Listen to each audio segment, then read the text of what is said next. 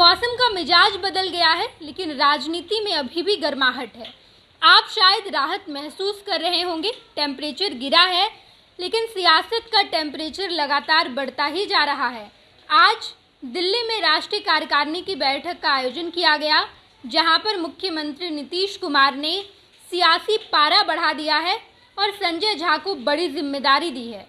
मेरे साथ गणेश सम्राट है और हम चर्चा करेंगे। गणेश, हम इस वक्त राहत महसूस कर रहे हैं, लेकिन सियासत का पारा लगातार नीतीश कुमार बढ़ाए हुए हैं। बिल्कुल नेहा, जिस वक्त आप वीडियो कर रही हैं, हमारे पीछे मौसम देखिए बदला हुआ, बारिश हो रही है और बादलों की गड़गड़ाहट, मेघ की गर्जन भी सुनाई पड़ रही है। और ये गर्जन इस बात का एहसास है कि कहीं ना कहीं तो बिजली गिरेगी और बिजली सियासत में गिर रही है इस वक्त। नीतीश कुमार ने फैसले लिए और नीतीश के फैसले उम्मीद की जा रही थी कि चौंकाने वाले होंगे, लेकिन उस तरीके से फैसले नहीं हुए। लेकिन एक सबसे दिलचस्प बात ये रहा कि नीतीश कुमार अपने फैसले में कस्में खाते हुए खूब दिख रहे हैं। नीतीश बार बार बिना मांगे, बिना किसी को बताए, बिना किसी के कहे ही सफाई दे रहे हैं। नीतीश आखिर ये क्यों बता रहे हैं कि वो इन्हीं के साथ रहेंगे, गठबंधन में जिसके साथ है, भाजपा के साथ है, भाजपा के साथ ही रहेंगे। नीतीश बार बार दोहरा रहे हैं। मतलब नीतीश कुमार किसी बात पर बहुत ज़्यादा जोर देते हैं ना, तो वो बात कई बार अलग हो जाता है। बिल्कुल, अगर आप रस्सी को ज़्यादा खींचने की कोशिश करेंगे तो टूट जाएगा, वही पूरा सिनेरियो बना हुआ है। बिल्कुल, नीतीश कुमार कमोबेश इसी तरीके से आजकल दिखाई पड़ रहे हैं। खैर, बात हम लोग कर रहे थे कि मौसम का मिजाज और तपिश नेताओं के चेहरे पर, सुकून किसानों के चेहरे पर और सिकन नेताओं के चेहरे पर क्यों दिखाई पड़ रहा है। दरअसल बिहार की सियासत गर्मा गई है। जेडीयू के अंदर अब नीतीश कुमार ने, पहली बार ऐसा हो रहा है कि उन्होंने पावर डिस्ट्रीब्यूट किया है। नीतीश कुमार ने कार्यकारी अध्यक्ष बनाया और भाजपा को अल्टीमेटम भी दे दिया। नीतीश ने कहा कि अब जनता दल यूनाइटेड की यह डिमांड है कि आप बिहार को विशेष राज्य का दर्जा, विशेष पैकेज दीजिए। जातीय आरक्षण जो बिहार में लागू हुआ था 65% का, उससे सुप्रीम कोर्ट में सरकार जो है वो लेके जाएगी। इधर राष्ट्रीय जनता दल और तेजस्वी यादव ने नीतीश कुमार के ऊपर डोरा डालना शुरू किया था। उनको उम्मीद थी कि Nitish Kumar back to pavilion हो सकते हैं, नीतीश कुमार कभी भी बैक आ सकते हैं। लेकिन नीतीश ये जिस तरीके से सफाई दे रहे हैं, उससे राजद के नेताओं की बेचैनी बढ़ी। और राजद के नेता क्या करेंगे? संजय झा को नीतीश कुमार ने जो पार्टी की कमान दी है, उसमें कोई नई बात नहीं है। संजय झा पहले से नीतीश कुमार के साथ थे, हर बात वो नीतीश कुमार और संजय झा एक दूसरे से राय मशवरा करके किया करते थे, तो आश्चर्यजनक बात नहीं है।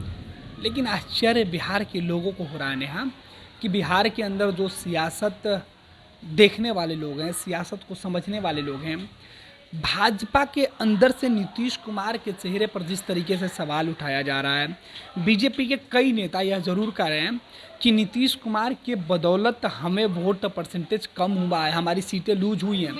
हालांकि नीतीश कुमार को लग रहा है कि उनको फ़ायदा हुआ है बीजेपी के साथ आने से। हालांकि 16 में से 12 सीटें वो जीते हैं, 4 सीटों का नुकसान नीतीश कुमार को भी है। लेकिन नीतीश को ये लग रहा है कि बीजेपी के साथ आने से उनके कैडर, जो उनके वोटर नाराज हो गए थे, वो मजबूत हुए हैं। खैर, नीतीश को फायदा हुआ है, इस बात से दुराय नहीं, इस बात में कोई दुराय नहीं। देखने को भी मिला 2020 का, जब आप विधानसभा चुनाव देखते हैं, उसके बाद 2024 का लोकसभा चुनाव, नीतीश कमबैक करते नजर आए। 25 में नीतीश कुमार के चेहरे पर चुनाव होगा, ये जेडीयू का कहना है। लेकिन बीजेपी ने तैयारी शुरू कर दी कि उनका अपना चेहरा हो, वो अपने नेतृत्व पे चुनाव लड़े। और बीजेपी के नेता जब इस तरीके का बयान देते हैं, तो कोई शीर्ष नेतृत्व की तरफ से यह सफाई नहीं दिया जाता कि नहीं हम नीतीश कुमार के साथ ही चुनाव लड़ेंगे, नीतीश के चेहरे पर ही चुनाव लड़ेंगे। फिलहाल भाजपा के नेता यह करें कि 2025 तक हमारे मुख्यमंत्री नीतीश कुमार हैं। 25 में क्या होगा ये तय नहीं है। लेकिन जेडीयू ने आज स्पष्ट कर दिया कि जेडीयू नीतीश कुमार के दम पर बिहार, झारखंड और दूसरे राज्यों में जेडीयू की पांव जो है वो पसारेगी और मजबूत। पहली बार नहीं होगा, जेडीयू पहले भी कई दफ़े कई राज्यों में गई और नीतीश कुमार तो जमानत भी दूसरे राज्यों में नहीं बचा पाए। कई राज्यों में सफल भी हुए, लेकिन कई राज्यों में, उत्तर प्रदेश में ही जमानत नहीं बचा पाए। तो ऐसा नहीं है कि नीतीश कुमार संगठन को विस्तार देने की कोशिश पहली बार कर रहे हैं।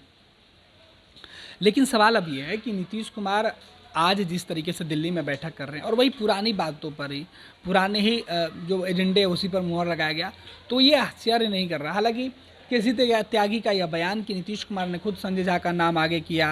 केसी त्यागी के पहले ललन सिंह को लेकर भी नीतीश कुमार की बात आई थी कि ललन सिंह जब अपना इस्तीफा दे रहे थे या ललन सिंह को राष्ट्रीय अध्यक्ष बनाना था तो नीतीश कुमार ने खुद ललन सिंह को आगे किया था।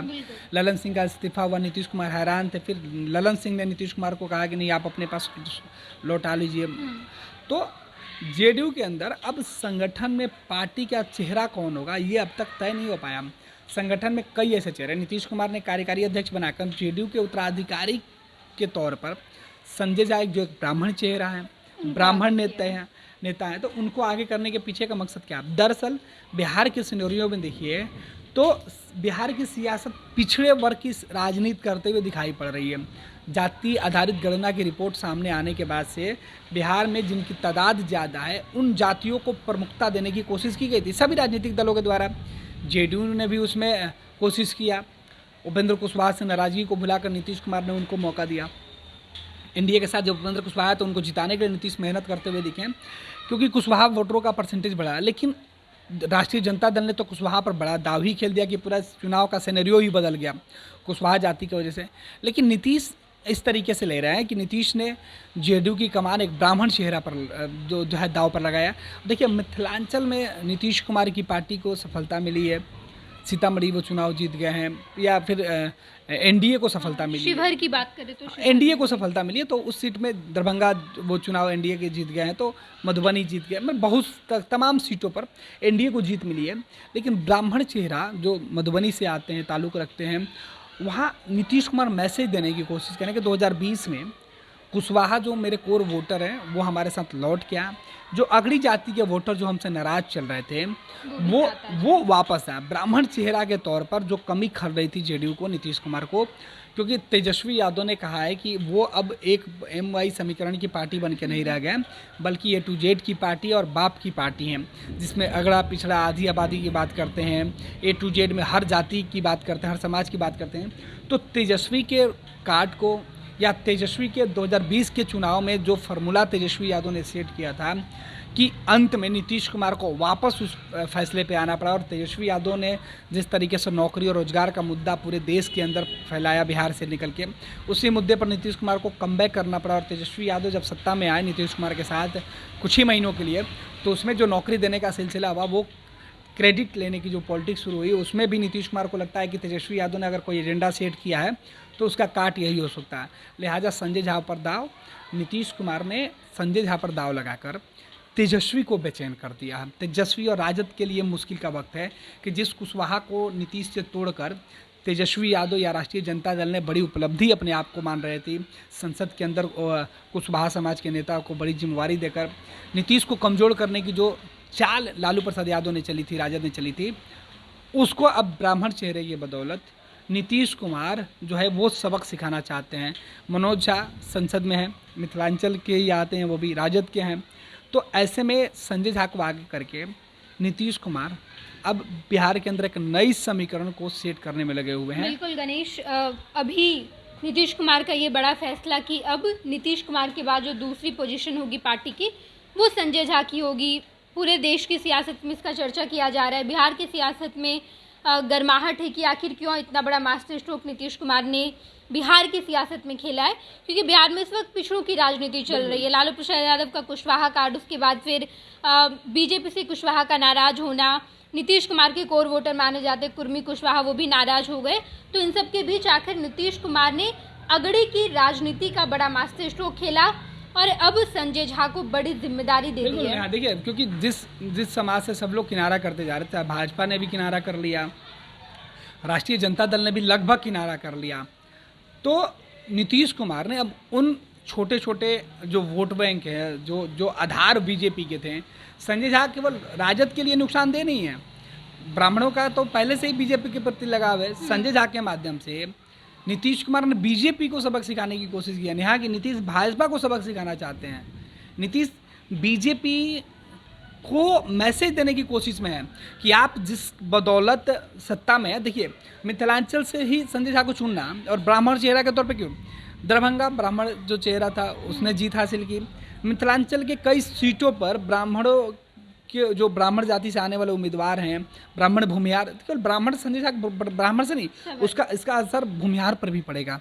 तो ब्राह्मण और भूमिहारों को एकजुट अगर नीतीश कुमार से जो पहले उनको मिलता था, जो नाराज हो गए थे, तो बिहार में बीजेपी की जो ताकत आगे बढ़ रही है उसको भी रोकने की कोशिश की गई है। तो नीतीश कुमार ने एक साथ कई दाव खेले हैं। नीतीश कुमार ने अपने तर्कस से वो तमाम तीर निकालना शुरू कर दिया है जिससे उनके सहयोगी भी अब जो है वो घायल होते रहे। और यही वजह है कि उनके चोट पर नीतीश ने मरहम भी लगाने की कोशिश की कि हम आप ही के साथ रहेंगे। मतलब जख्म भी नीतीश कुमार दे रहे हैं और मरहम भी नीतीश कुमार लगाने की कोशिश में कर रहे हैं। बिल्कुल गणेश, देखना दिलचस्प होगा नीतीश कुमार का अब ये फैसला कि अब मेरे बाद अगर पार्टी की कमान किसी के पास होगी तो वो संजय झा होंगे। संजय झा नीतीश कुमार के बेहद ही ज़्यादा करीबी माने जाते हैं, कई सालों से नीतीश कुमार के साथ रहे। हालांकि पहले वो बीजेपी के साथ थे, लेकिन उसके बाद उनका जेडीयू में आना हुआ और तब से संजय झा नीतीश कुमार की करीबी हैं, किचन कैबिनेट के हिस्सा हैं। कोई भी बड़ा फैसला अगर पार्टी लेती है उसमें संजय झा की मौजूदगी जरूर होती है। और अब जेडीयू में जितने भी नेता थे उन सभी नेताओं में से संजय झा का कद नीतीश कुमार ने बड़ा कर दिया है। इसके बाद बिहार की राजनीति में इसका क्या प्रभाव होगा, देश की सियासत पर इसका क्या असर होगा, सब कुछ बताएंगे आपको। देखते रहिएगा फर्स्ट बिहार झारखंड।